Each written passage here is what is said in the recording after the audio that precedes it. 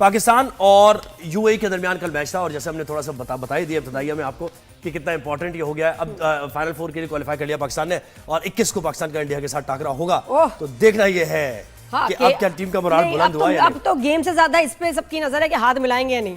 हाथ मिलाएंगे, हाथ मिलाए ना हाथ पे नजर है, हाथ पे नजर है। लेकिन वो इतना इशू है कि लोग तो पहले ये जानना चाहेंगे ना कि भाई इन्होंने इस दफा अब हाथ में, तो अब मुझे लगता है वैसे आपको लगता है मैं कहता हूं हाथ मिलाना इट्स अ नॉन इशू। मैं जीत जाऊं, हाथ मिलाना है आपने, नहीं मिलाना ना सही। लेकिन लगता क्या है आपको कि इस दफा होगा सेलेक्ट? नहीं, इस दफा शायद ना हो, इस दफा नहीं होगी, हालात ही बताते। तो हमें नुमान नियाज भाई ने ज्वाइन किया है जो कि क्रिकेट एनसाइक्लोपीडिया है। कौन नहीं जानता नुमान भाई को। अस्सलाम वालेकुम, good morning, welcome to rise and shine Numan भाई। Good morning. Good morning Aadiya ji. Numan भाई, जो तो हमारे शो से जो आपका आगाज हुआ है उस दिन हर चैनल पे मैं नुमान भाई को देखा था और ये जाके बता रहे थे कि ऐसे है, ये ऐसे बहुत बिजी चल रहे हैं आप नुमान भाई। बहुत बिजी चल रहे हैं आप। मैं नादिया की इनोसेंस पे ना मैं कहूंगा कि वाह है। क्यों? कौन सी बात? एक तो पहले मुझे ये बताइए कि क्या जो एंडी पाइक्रॉफ्ट है उसने माजरत की है, रिटन अपॉलॉजी की है? नहीं, उसने तो एक स्टेटमेंट दी है कि I regret the miscommunication, misunderstanding. क्या उसको हटा दिया आईसीसी ने एज ए मैच रेफरी की डिमांड दी? नहीं हटाया। तो मुझे नहीं समझ आया कि what we are actually celebrating. Very quickly I give you a brief कि बहुत सारी चीजें बहुत गलत हुई वहां पे।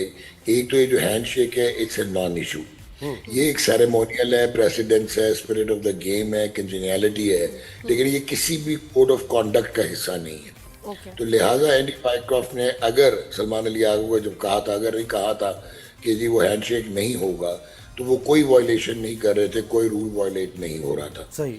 तो इसमें तो वेला मचाना कोई समझ नहीं आई। हाँ, आप ये जरूर कह सकते हैं कि हु वाज ही, वो why he was playing a conduit to Indian cricket, कि वो आके मैसेज आगे पास कर रहे थे।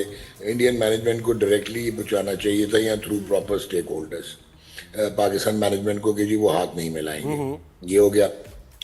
अगर आपके साथ टॉस में ये हो गया था तो why the Pakistan players they kept on waiting after the match was over कि वो सूर्य कुमार यादव और शिवम दुबे से हाथ मिलाएं? मेरी समझ से बाहर। बिल्कुल ऐसे सही कह रहे हैं। अब जो तीसरी इंपॉर्टेंट चीज है जो नादिया को स्टनिंग लगेगा, जहां पे आपका ऑब्जेक्शन बनता था, जो ग्लेयरिंग वायलेशन थी वो सूर्य कुमार यादव की पोस्ट मैच इंटरव्यू में पॉलिटिसाइजिंग थी। बेशक मैंने किया, लेकिन सूर्य कुमार ने मेरा ये ख्वाब पूरा कर दिया उस दिन। वो क्रिकेट का मैदान नहीं था, वो एक बीजेपी का जलसा था। सही। अच्छा, ये क्रिकेट का एक कोड है, आईसीसी कोड ऑफ कॉन्डक्ट है 2.1.1 और 2.1.2, जो ये कहता है कि स्पिरिट ऑफ द गेम आपने मेंटेन करनी है, positive atmosphere of the match आपने जो है वो मेंटेन करना है, इंश्योर करना है, और एक जो सबसे इंपॉर्टेंट है वो ये कि आपने डीमीन नहीं करना और रिस्पेक्ट करनी है अपनी ऑपोजिशन की। ये थी ग्रॉस वायलेशंस। ठीक है। फिर एक क्लॉज 2.4 है आईसीसी के कोड ऑफ कॉन्डक्ट का, जो कि क्लोथिंग पे आता है कि डिस्प्लेइंग पॉलिटिकल, रेशियल या रिलीजियस स्टेटमेंट्स, जिसमें उस्मान ख्वाजा पाकिस्तान वर्सेस ऑस्ट्रेलिया उन्होंने अपने जूते पे इंस्क्राइब कर लिया था कि ऑल लाइव्स मैटर, उनको 25% पेनल्टी हुई थी। और फिर मोइन अली उन्होंने रिस्ट बैंड पे लिख दिया था सेव गाजा और वो पैलेस्टाइन वाला, तो उस पर भी उनको 25% हुआ था। अच्छा, अब उनको क्यों हुआ था? क्योंकि इसका एक रूल है। यहाँ पे Pakistan cricket board missed a trump card and an opportunity to actually take India to the cleaners. वो ये थे, वो रूल ये है कि पहले एक प्लेयर, क्योंकि इसकी इजाज़त नहीं है, वायलेशन है, तो आप पहले अपने बोर्ड से इजाज़त लेंगे और बोर्ड फिर एक पूरा मैकेनिज्म है आईसीसी में, L1 L2 ये सारे क्लॉजेस आते हैं जहाँ पे आईसीसी आपको परमिट करेगा।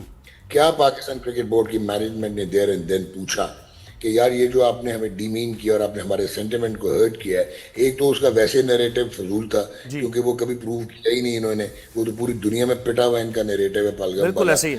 बिल्कुल और उसको दोबारा लेके आना। आप सही कह रहे हैं और हम भी यही सोच रहे थे कि मैच रेफरी को क्यों उसके ऊपर जो है ना सारी और बाकी और इसके ऊपर क्यों स्टांस नहीं लिया? आपको लगता है हमने क्यों नहीं स्टांस लिया? एग्जैक्टली। अब उसमें क्या होता था, पाकिस्तान क्रिकेट बोर्ड को ये पूछना चाहिए था कि ठीक है जी, बीसीसीआई ने तो उसको इजाज़त दे दी होगी बिकॉज वो तो गवर्नमेंट का नैरेटिव क्रिकेट को पॉलिटिसाइज कर रहे हैं, लेकिन क्या आईसीसी ने परमिट किया है? और अगर आईसीसी ने परमिट किया तो किस बेसिस पे किया, knowing what is the geopolitical situation. दोनों मुल्क बायलैटरल सीरीज नहीं खेलते। 10th मई के बाद ह्यूमिलिएशन एनाइलेशन हुई हुई इंडिया की, जो मिलिटरली उनको मार पड़ी है। तो उस एनवायरनमेंट में क्या उन्होंने इजाजत दी थी? दीज वर द क्लॉजेस जहां पे पाकिस्तान क्रिकेट बोर्ड जो है। और अभी तो देखिए नुमान भाई, मैं ये समझ रहा हूं, अगर साइकोलॉजिकल वॉरफेयर की बात करें तो मुझे लग रहा है कि पाकिस्तान ज्यादा अंडर प्रेशर आ गई है, क्योंकि वहां नैरेटिव ये बन रहा है कि तुमने रेफरी को कहा था, ठीक है उसने जो भी किया माफी मांग ली, और ये कि तुम अपना कमिट करके भी तुम वापस तुम्हें खेलना पड़ा। उसने कोई रिटर्न अपॉलॉजी नहीं की, ना वो हटाया गया उसको। अब जल्दी से आपको एक और चीज इंपॉर्टेंट बता दूं, जो कि बहुत इंपॉर्टेंट है, आपके नाज़रीन को भी पता होना चाहिए, कि हमने एक बढ़क मार दी कि हम बायकॉट कर देंगे एशिया कप। बिल्कुल यार ये मल्ले का तो मैच था नहीं, ये बायलैटरल सीरीज तो थी नहीं। अब इसके रिपरकशंस हैं। एक आईसीसी का जो है वो आर्टिकल ऑफ एसोसिएशन है, जिसका क्लॉज है 2.10A, जो ये कहता है कि अगर आप इस किस्म की कोई हरकत करेंगे तो ये अनफुलफिलिंग द कमिटमेंट्स है फुल मेंबर की। इसमें आपको पेनल्टीज इतनी सवेर लग सकती थी कि एक तो आपको बैन कर दिया जाता है debar to play any major tournament of ICC and ACC. आपकी फुल मेंबरशिप की सस्पेंशन हो सकती थी। उसके बाद आपको बहुत सवेयर पेनल्टीज हो सकती थी। और जो वर्स्ट है वो ये है कि अगर आप मैच ना खेलते और आपके पॉइंट्स टेबल ऑल्टर होता और उसकी वजह से जो हज़ीमत उठाना पड़ती इंटरनेशनल क्रिकेट को, उसमें मिलियंस ऑफ डॉलर्स का फाइन हो सकता था। फिर क्या पाकिस्तान क्रिकेट बोर्ड ने जब ये स्टेटमेंट दी तो सोचा था कि ये कोलैटरल लॉसेस कैसे पूरे करेंगे। तो ये तो नुमान भाई इंडिया पे भी लगना चाहिए ना, ये तो उन्होंने तो मैच नहीं भी खेले पहले, है ना? मैं आपको क्लियर नहीं वो बायलैटरल सीरीज नहीं खेलती, वी टॉकिंग अबाउट। अच्छा, अब जो एक और बायलैटरल में खेलना होता है आपको, ओके। हाँ नहीं, बायलैटरल में नहीं खेल सकते आप ज़रा, लेकिन ये आईसीसी का बड़ी कॉम्प्लेक्स बातें हैं भैया। जी जी। अच्छा, अब एक इसमें इंपॉर्टेंट चीज है जो कि आपको ज़हन-नशीं करनी है कि अगर पाकिस्तान क्रिकेट बोर्ड विड्रॉ करता, बॉयकॉट करता, तो ये जो एशिया कप है, इसके जो एशियन क्रिकेट काउंसिल को पैसे मिलने हैं वो $227 मिलियन है। और उसकी जो डिस्ट्रीब्यूशन है वो ऐसे होती है कि जो 5 फुल मेंबर हैं, बांग्लादेश, श्रीलंका, पाकिस्तान, इंडिया और अफगानिस्तान, इनको 15% ईच मिलता है और बाकी जो 25% है वो एसोसिएट मेंबर्स को जाता है। अच्छा, इंटरेस्टिंगली इंडिया जो है वो अपना 15% भी एसोसिएट मेंबर्स को दे देता है, because they don't need this, से कि वो डेवलप करना चाहते हैं रीजन में क्रिकेट। ये तो हो गया। अब आपको ये कम से कम 12 से 16 मिलियन डॉलर का लॉस होता। उसके अलावा प्रोडक्शन की कॉस्ट, एचआर की कॉस्ट, वेन्यूज की कॉस्ट, उसके बाद जो है आपकी ये जो आप विड्रॉल करते, बस इसका मतलब यही हुआ ना नुमान भाई कि पहले सोच समझ के करने चाहिए फैसले, और इतने हद तक जब आप इस एक्सट्रीम पे अगर आप जा रहे हैं तो फिर आप वहां। लेकिन नुमान भाई ने कहा कि जिस चीज पे स्टैंड बनता था, जो वायलेशन ऑफ कोड थी, उस पे हमने नहीं किया। हाँ बिल्कुल, उस पे स्टैंड क्यों नहीं लिया नुमान भाई? उस पे जो लेना चाहिए था। अब जो नादिया ने इंडिया की बात की है ना, उस पर भी मैं कह दूं, देखें हम मानते हैं कि इंडिया एक टॉप टीम है, हम मानते हैं उनका बेहतरीन इंफ्रास्ट्रक्चर है, मॉडर्न क्रिकेट खेलते हैं, ब्रिलियंट प्रोडक्ट लेके आते हैं, ठीक है जी। आप फाइनेंशियल सुपर पावर हैं, क्रिकेट की जायंट हैं, ये भी हम मानते हैं। हम ये भी मानते हैं कि आईसीसी में आपका जे शाह भी बैठा हुआ है, जो आप ही का बंदा है, और इंटरनेशनल क्रिकेट कॉन्फ्रेंस की जगह, काउंसिल की जगह उसका नाम तो रख दे इंडियन क्रिकेट काउंसिल। लेकिन क्या कोई लाइसेंस है? सारे इक्वल फुल मेंबर्स हैं, ये फीफा की तरह गवर्निंग बॉडी नहीं है, आईसीसी एक और नादिया साहब, कल ये 21 का जो मैच है उसमें भी यही होने वाला है, आप देख रहे हैं कि हैंडशेक नहीं होगा और सूर्या कुमार यही कर, और यही पॉलिटिकल। मैं बहुत टेंटेटिव हूं यार, टू हेल विद हैंडशेक। मैं टेंटेटिव हूं कि अगर उन किस्म का इवेंट रिपीट कर दिया तो वेयर विल यू स्टैंड? अच्छा, आपकी क्या तैयारी है इसको? सही बात है, बिल्कुल। अच्छा नुमान, कल के मैच की थोड़ी बात कर लें। नहीं, लेकिन नुमान भाई फिर बताएं कि अगर ये दोबारा करते हैं तो हमें स्टैंड उस पे हम ले सकते हैं कि ये वायलेशन है कि सियासी बयान दे रहे हैं लोग। अभी जो प्रॉब्लम है ना, अभी तो हम 18 घंटे में आपने रिएक्ट करना था, ये टाइम बार्ड होता है, वो तो आपने नहीं किया, तो खुदा ना खास दोबारा होता है। अब आपको रेट्रोस्पेक्टिवली वाइज होके now you should take them to the cleaners. ये आपकी अप्रोच होनी चाहिए, आपको रेडी होना चाहिए। ऐसे में क्या स्टैंस होना चाहिए कि जी हम बायकॉट करें, या ये कि आप इनको फाइन करें, कि क्या स्टैंस होगा? नो, यू कैन नॉट से यू बायकॉट, यू से कि जी आप इनके ऊपर एक्शन लें, क्या कहते हैं? नहीं, आपको बाइकआउट तो करने नहीं, आप उनको ये कहेंगे कि भाईजान India doesn't control world cricket, they don't own world cricket. Australia, England, south Africa, New Zealand full members को कहें कि now this is high time कि पोलराइजेशन खत्म हो और इनकी हेगेमोनी आ जाए। भाईजान आप फाइनेंशियली जायंट जरूर है, लेकिन आप भाईजान हम आपके सबसर्विएंट नहीं है। और आईसीसी से पूछिए नुमान भाई, अब मुझे अब ये तो ये वाला इशू तो डिस्कस होता रहेगा ना, अभी थ्रू आउट होता रहेगा। मुझे कल के मैच की जरा बात करें थे। हमने इस फाइनल 4 के लिए क्वालिफाई कर लिया है, लेकिन कन्विंसिंग इसको विक्ट्री कह सकते हैं या नहीं कह सकते? क्योंकि देखिए बैटिंग तो आपकी कल की है यार, बड़ी सिंपल सी बात है, आपका स्किल सेट ही इतना है। और मुझे जो अफसोस है वो ये है कि आपका जो T20 का कप्तान है सलमान अली आगा, वो T20 का कप्तान बनने की वजह से टीम का बैलेंस हवाई तबाही हो गया है। और जो हमें उम्मीद थी कि सलमान कहीं और कुछ करे या ना करे, ये कंडीशन उसको टेलर मेड थी कि वो रोटेशनल स्ट्राइक करता, रन्स करता, 40-50 करता और टीम को तकवीत देता। अब एक बंदे को फिट करने की वजह से 3 बैट्समैन जो है वो डिस्प्लेस हो गए। हसन नवाज डिस्प्लेस हो गया, फ़खर डिस्प्लेस हो गया। फिर कल आपने अगेन कमाल सिलेक्शन की, खुशदिल शाह कहाँ से आता था।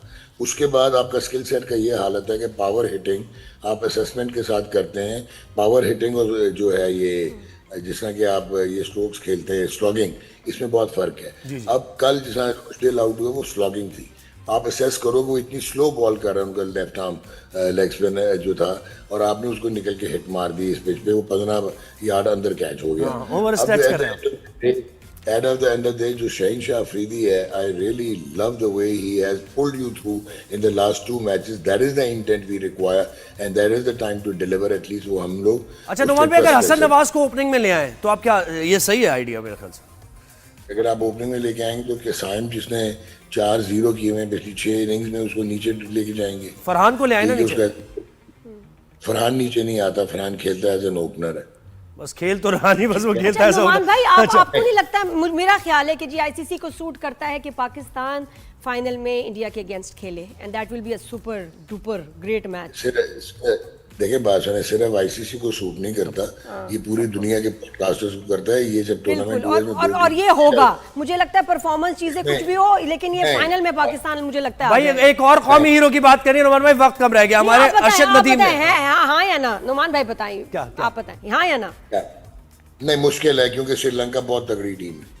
चले जी, ये उन्होंने कहते हैं। अब भाई हमारा कौमी हीरो अरशद नदीम, जो हमारे लिए पहले भी मेडल ला चुका है athletics championship, world athletics championship के क्वालिफाइंग मैच में 82.28 मीटर उन्होंने नेजा फेंका, और अब फाइनल नीरज भी उनके साथ है फाइनल में, उन्होंने भी क्वालिफाई किया। तो आज ये फाइनल होने जा रहा है, फुल फॉर्म में है और फोकस भी जबरदस्त है, जा रहे हैं। आज नीरज को शिकस्त होने वाली है, अरशद तो फॉर्म में लग रहे हैं। यार देखें, अरशद कल अरशद को थोड़े प्रॉब्लम रनअप के आए थे, लेकिन जहां तक जीतने की बात है तो probably Arshad is the only athlete for Pakistan जो अनकंडीशनली किसी को कहीं पे भी हरा सकता है। That is his talent, skill and his training, hard work और कंसेंशसनेस। नीरज भी बहुत ऊंचा एथलीट है, लेकिन ये एक एक्साइटिंग मुकाबला होगा।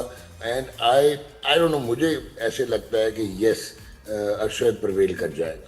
क्या बात है, जबरदस्त है, और बहुत शुक्रिया आपने दिया। जो सेकंड है ना, उसमें और इनमें उनकी परफॉर्मेंस और स्कोर फर्क है, देखो करीब भी नहीं आ सकता। नहीं लेकिन नीरज से बड़ा टफ मुकाबला है। अरशद ने पहले तो खैर उसको हरा दिया था, जी हमारे लेकिन हम उम्मीद करते हैं जीतेगा, और फिर उसके बाद। थैंक यू नुमान भाई, बहुत शुक्रिया फॉर योर टाइम।